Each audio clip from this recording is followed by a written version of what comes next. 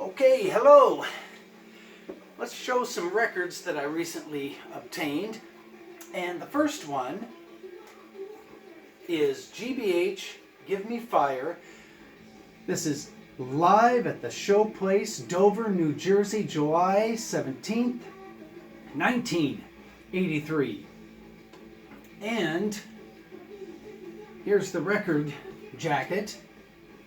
And this is a Record Store Day release for Europe. 200 of them made. So you got to be a really big fan of GBH to pay the price that this thing is going to cost you, because it's an import and it's not widely available due to there's only 200 of them. There it is again, 200 of them in existence, or so the sticker says. Here's the poster that came with it. Somewhat of a poster. Anyway, it's a recording of a 1983 show, and it's not the best show recording ever. It's almost as if the band didn't know that they were being recorded and they were having just a casual night.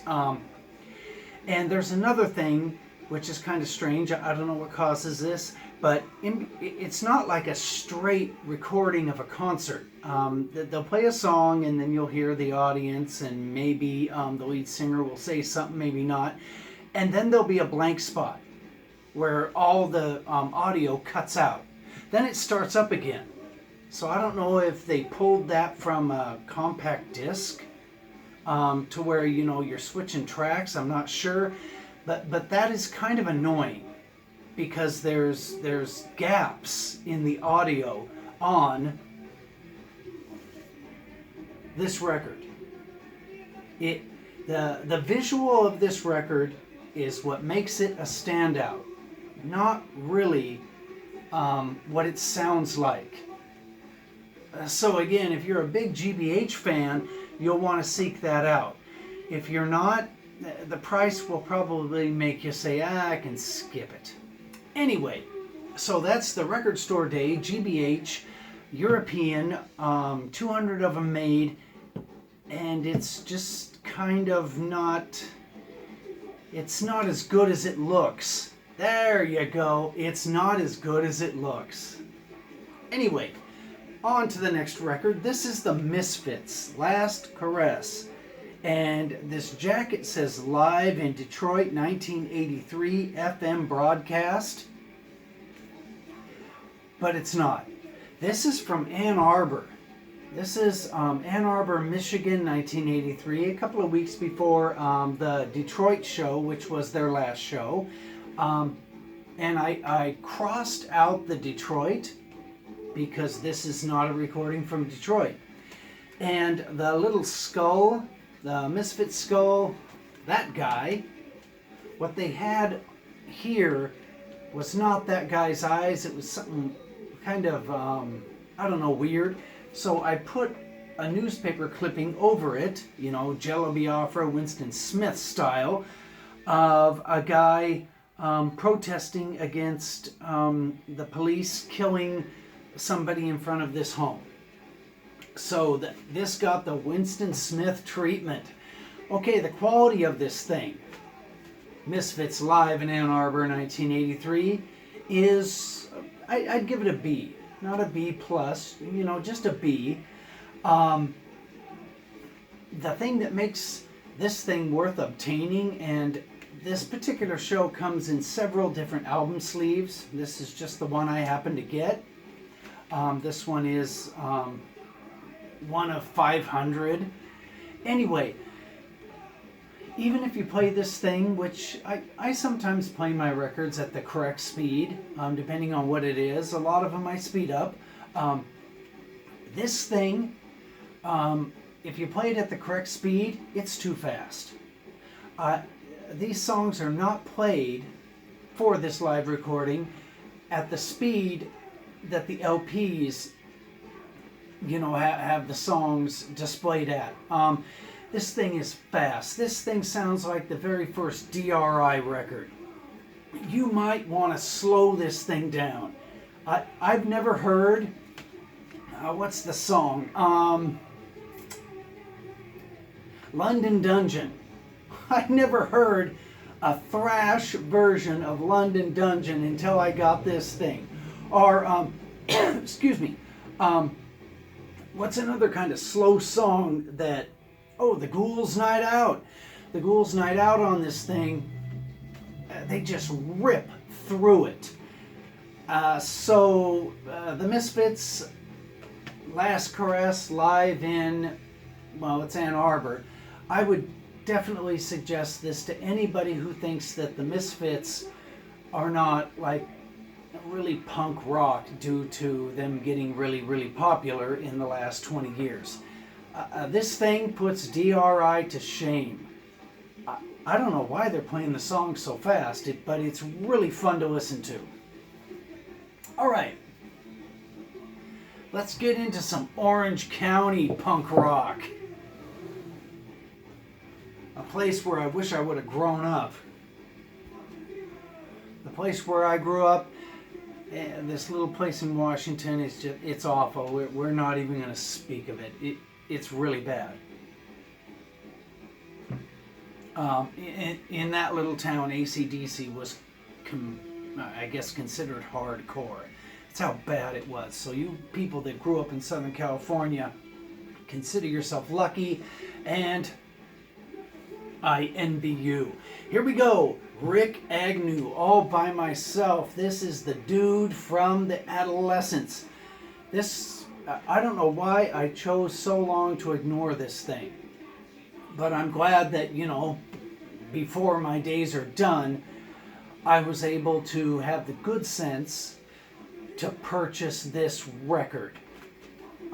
This is a recent pressing of it on Frontier Records, and this is the little lyric sheet that came with it, and these songs are crazy.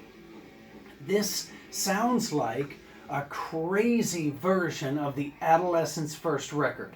Like, these songs were, I don't know, outtakes. It's definitely worth buying. It's easy to obtain. Just go to Frontier Records, give them a couple of bucks and they'll mail you one.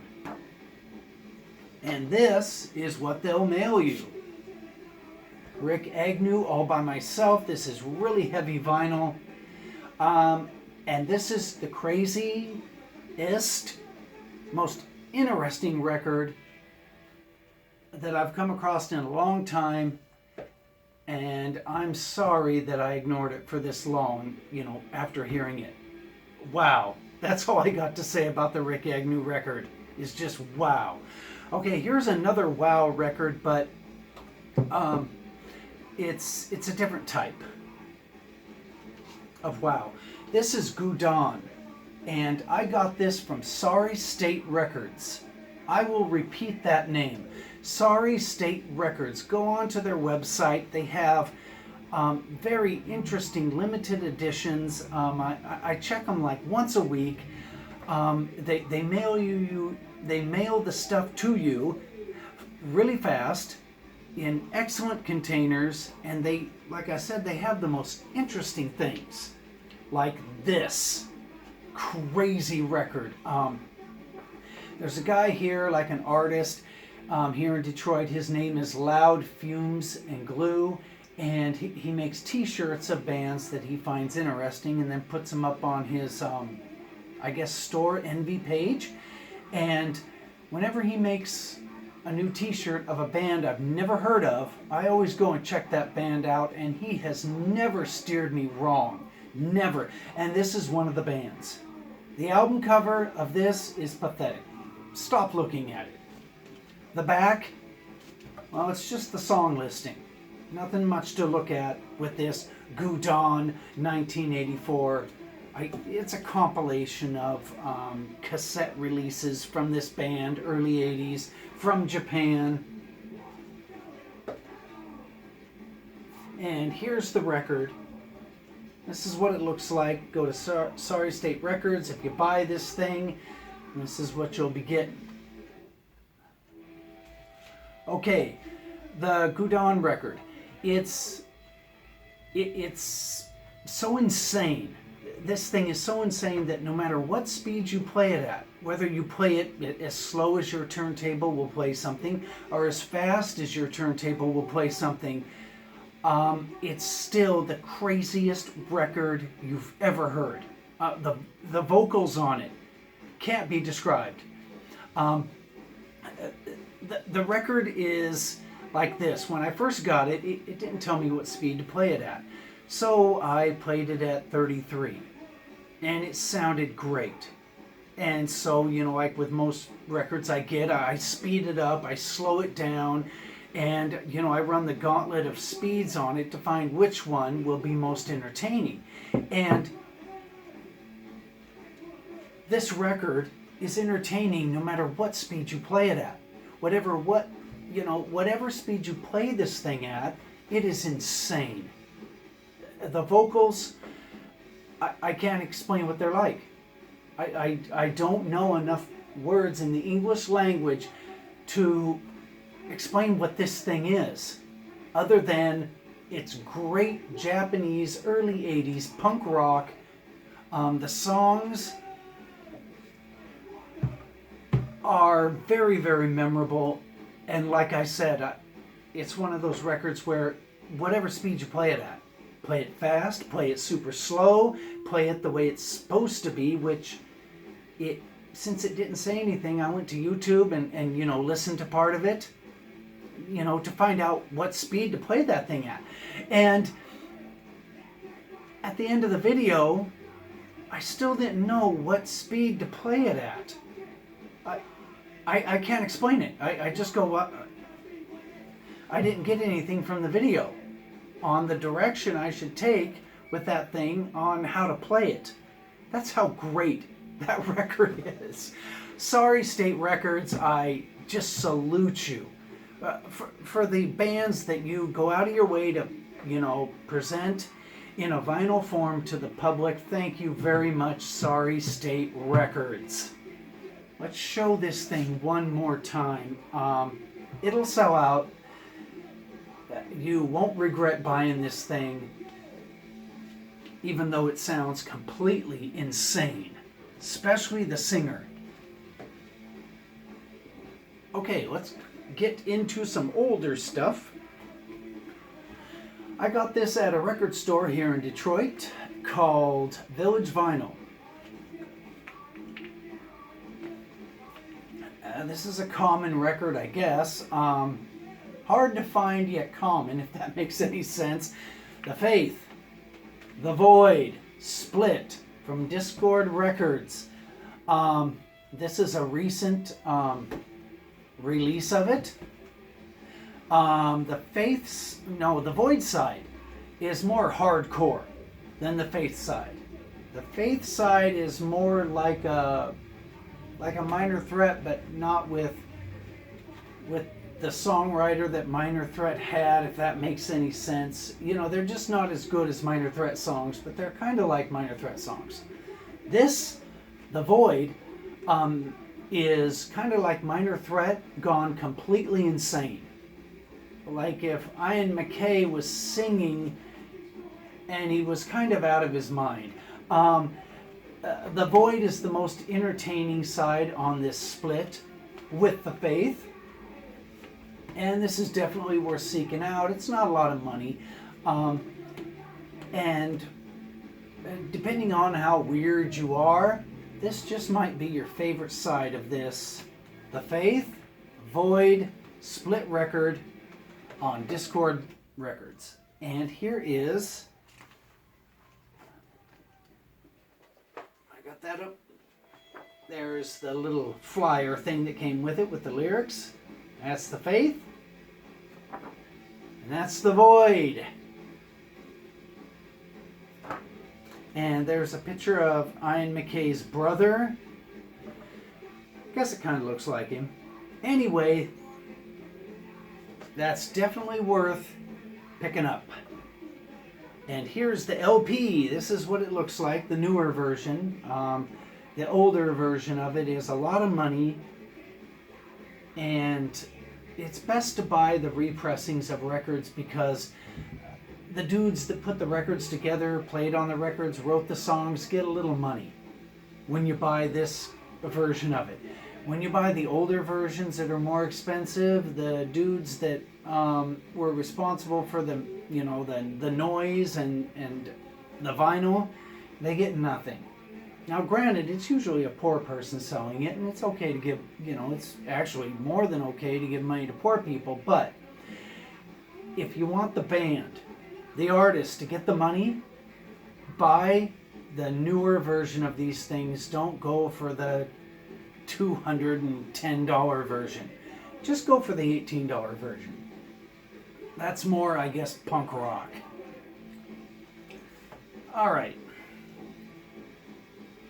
Here is a band from the Detroit area called Against the Grain. This is Cheated Death.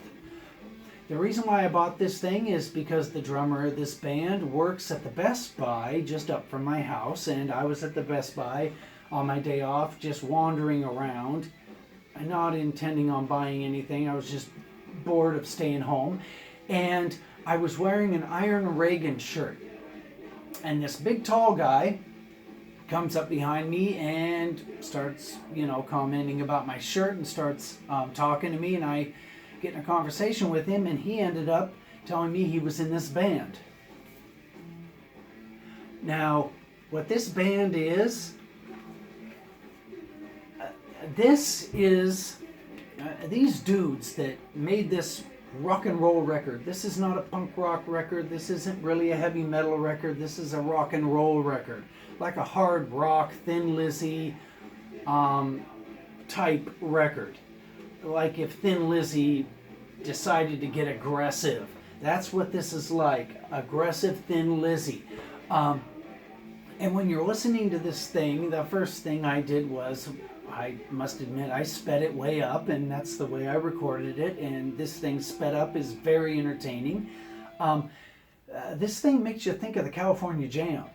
And you just keep on thinking, this sounds like one of the bands that would have played before or after Black Sabbath. And that's just what went through my head while listening to this record by the band Against the Grain, who they've toured with Gwar and many other bands. So they're kind of known. But with the COVID thing, the members, they can't go on tour anymore, so they're taking jobs at Best Buy, taking jobs at the grocery store, like a lot of people that were in bands due to the virus now have to, I guess, resort to. Anyway, this is California Jam. If you speed this thing up, it becomes the band that you wish was at the California Jam instead of Ted Nugent. Okay. Here's the last record. I received this in the mail today. This is the Quincy Punks. We're Not Punks. This thing has probably got 22 songs on it. All the songs are crazy, thrash, St. Paul, Minnesota, punk rock. Let me read some of the titles to you. Nuke Seattle, Crack Lab. The song Crack Lab, excuse me, the song Crack Lab is really good. It's really good. It's fun to listen to every single time. High Impact Camping, Safety Pins, Young and Dumb, I Hate Coffee, Stupid People, Jerry Lewis, Pain. The song Pain is really good. Under My Wheels, Splatterpunk, Mutants, 5 State Killing Spree. A ton of songs on this thing. And this is on Recess Records. The guy with ties, the guy that let's put it this way, the guy that runs Recess Records is the guy that started Toys That Kill, the very, very perfect San Pedro Toys That Kill. And FYP. They're also a perfect band, but I don't think they're as perfect as Toys That Kill. Anyway, he put this thing out. His name is Todd. And the Quincy Punks. We are not punks. Here's what the record looks like.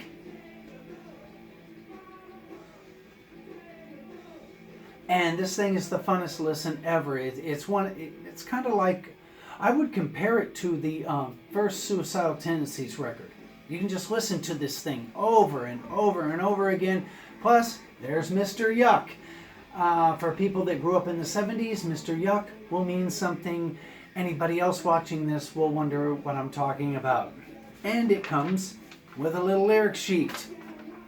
So all praises to the Quincy Punks from fabulous St. Paul. One more look at the jacket. Okay, here's the last little thing. It's a 7-inch. And this thing is from Fire Retarded. And this is the High Horse 7-inch. And I got this from their Bandcamp page.